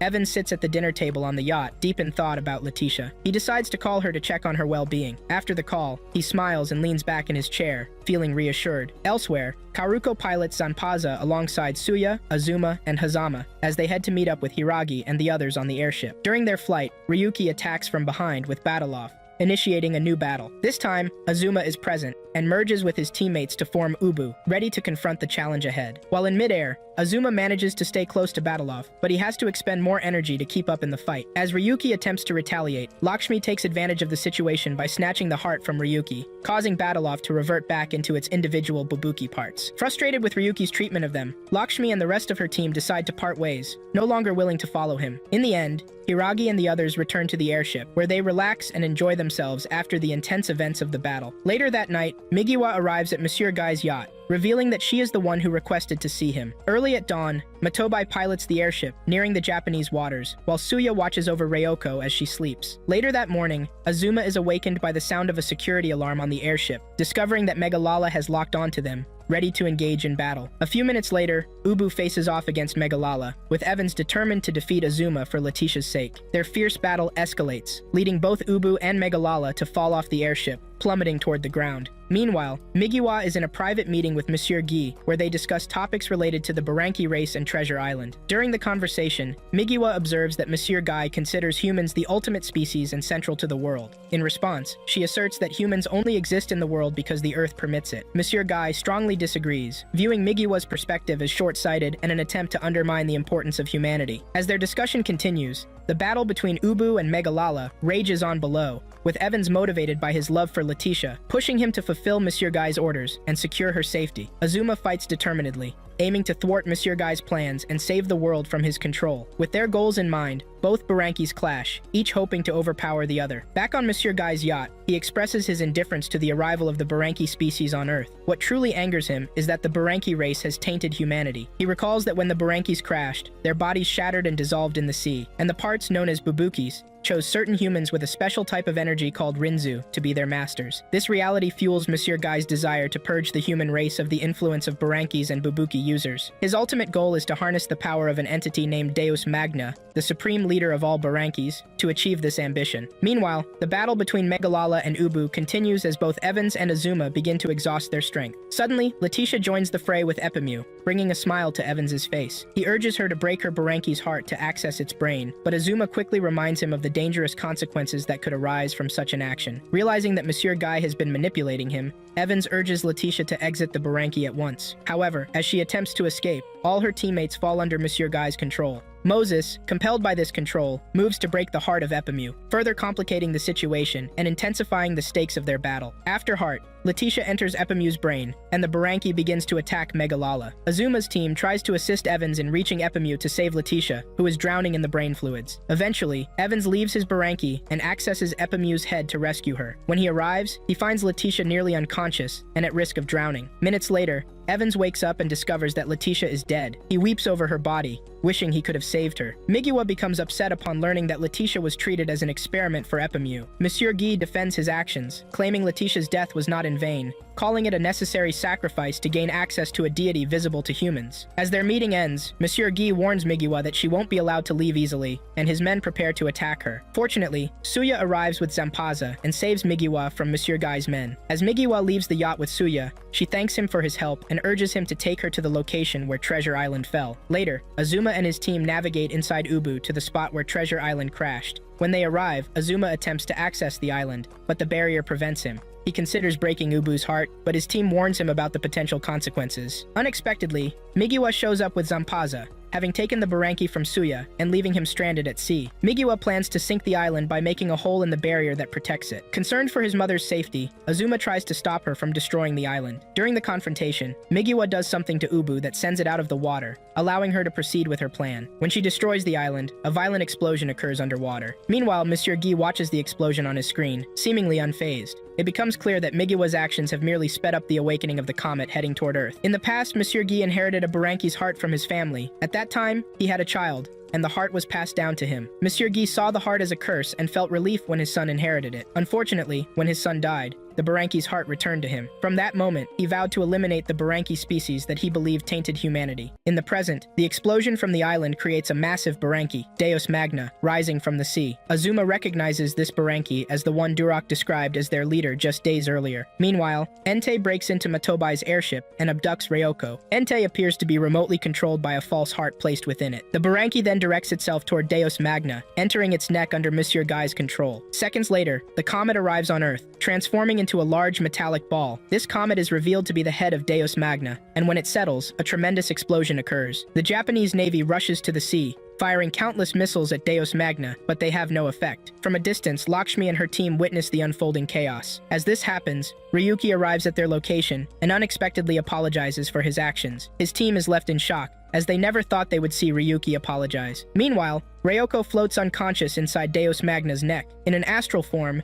Migiwa walks through the streets of Tokyo City, where Azuma first encountered the remains of Ubu. Confused, she wonders why Ubu's remains are there. Suddenly, Ubu appears behind her in astral form, stating that he has been waiting for her. Migiwa is shocked that Ubu can speak and asks him what's happening, recalling that she wanted to destroy Treasure Island. After a moment of reflection, Migiwa concludes that she must be dead and seeks confirmation from Ubu. He remains silent at first, but eventually refers to Migiwa as our child, leaving her in disbelief. Hours later, Monsieur Guy arrives at Azuma's location, floating with Duroc. He reveals that he has taken control of Duroc's body, prompting Azuma to question his presence there. In that moment, Azuma realizes who Monsieur Guy is and recognizes him face to face once again. Angered, Azuma, alongside Ubu, prepares to attack Monsieur Guy, but their efforts fail as Monsieur Guy breaks Duroc's heart, unleashing his true power. Duroc cannot absorb Monsieur Guy as his brain due to adjustments made to his body that prevent it, but these changes allow Monsieur Guy to gain complete control over Duroc. With this power, Duroc attacks and defeats Ubu in a single strike, sending Azuma and his clothes plummeting into the sea. Duroc then ascends into the atmosphere, gaining access to Deus Magna's head. Taking control of Deus Magna, he launches apocalyptic missiles at the city, creating massive explosions and leading Hiragi to believe that Monsieur Guy intends to wipe out the world. Meanwhile, Azuma receives information from Akihito about data that Hazama stole from Democratia while posing as a secretary. It turns out that Entei serves as a keystone for the fusion between Deus Magna's body and head. Hazama explains that removing Entei from the body will cause Deus Magna to self-destruct. Armed with this knowledge, Azuma resolves to rescue Ryoko and remove Entei from Deus Magna.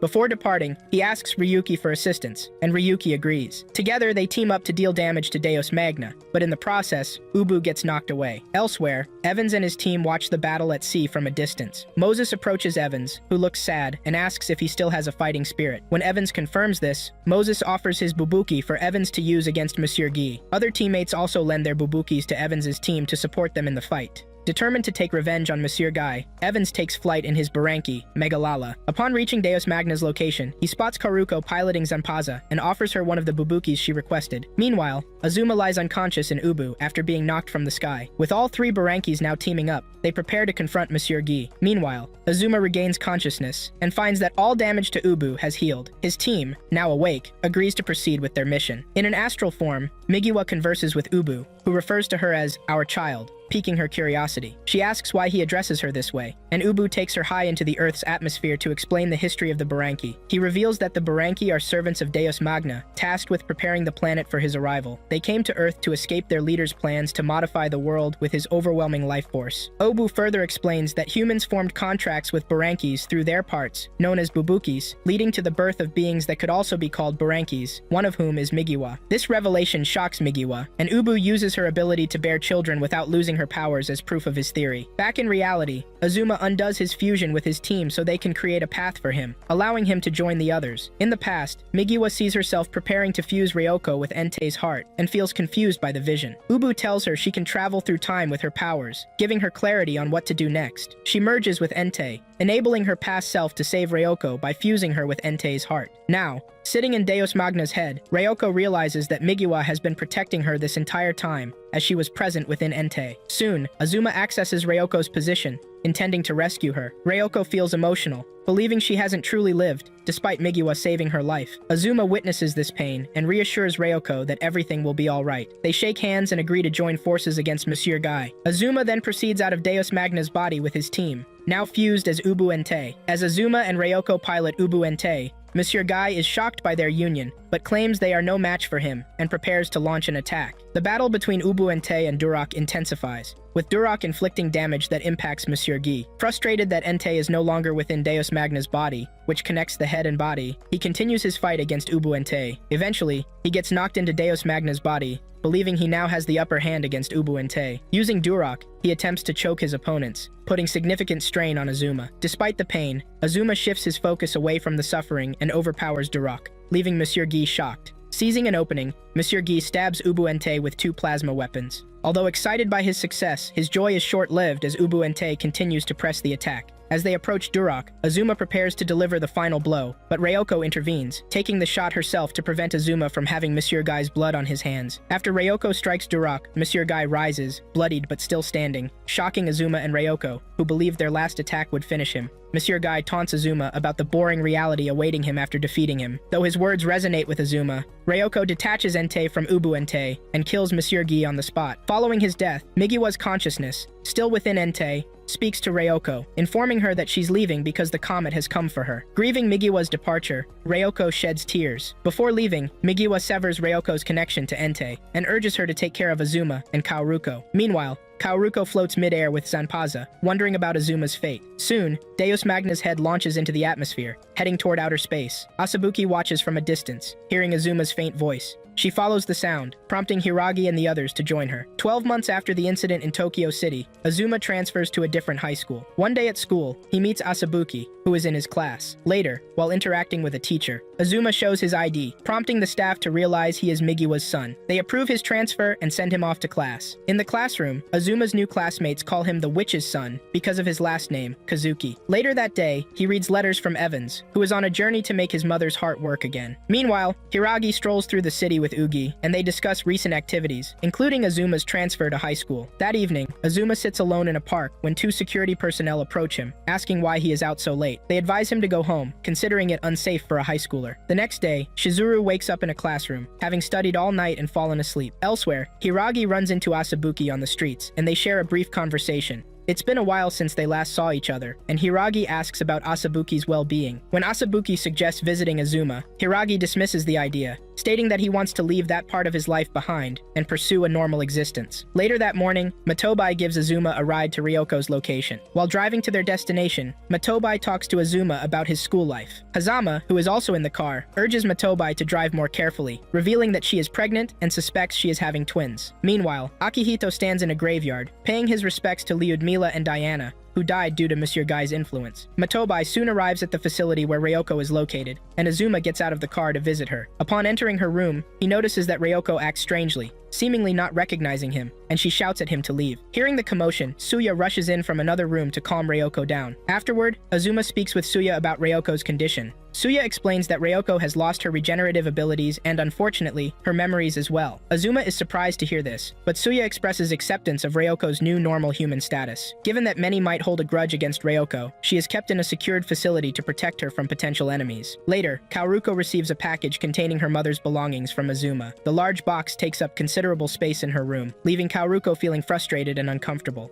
Even when her friend Joan tries to help, Kaoruko struggles to open the door, leading her to leave in search of assistance. That evening, Azuma walks alone to a different park and sits by himself, lost in thought. He notices his surroundings when he sees an old man fall to the ground, seemingly drunk. Concerned, Azuma approaches the man, but as he does, he is reminded of Monsieur Guy's words about how boring life will be for him if he lives as a normal person. After a few days, Asabuki notices Azuma's frequent absences at school and begins to worry about him. One day at sunset, Azuma sits in a quiet spot, reflecting on the time he spent fighting alongside Ru against their shared enemy. Eventually, Asabuki arrives and approaches Azuma, talking about their past adventures together. She expresses her concern about not speaking to Hiragi and the others, and as she reminisces, tears roll down her cheeks because she misses her team and the experiences they shared. Seconds later, Ugi arrives with her Bubuki, and Asabuki is thrilled to see her. Shizuru arrives shortly after, and Asabuki feels happy to see her as well. Coincidentally, Hiragi shows up and is surprised to find himself in the same place as his old team. He suggests that they should commemorate their journey together once a year, which excites Asabuki. On the other hand, Azuma appears less enthusiastic about the gathering.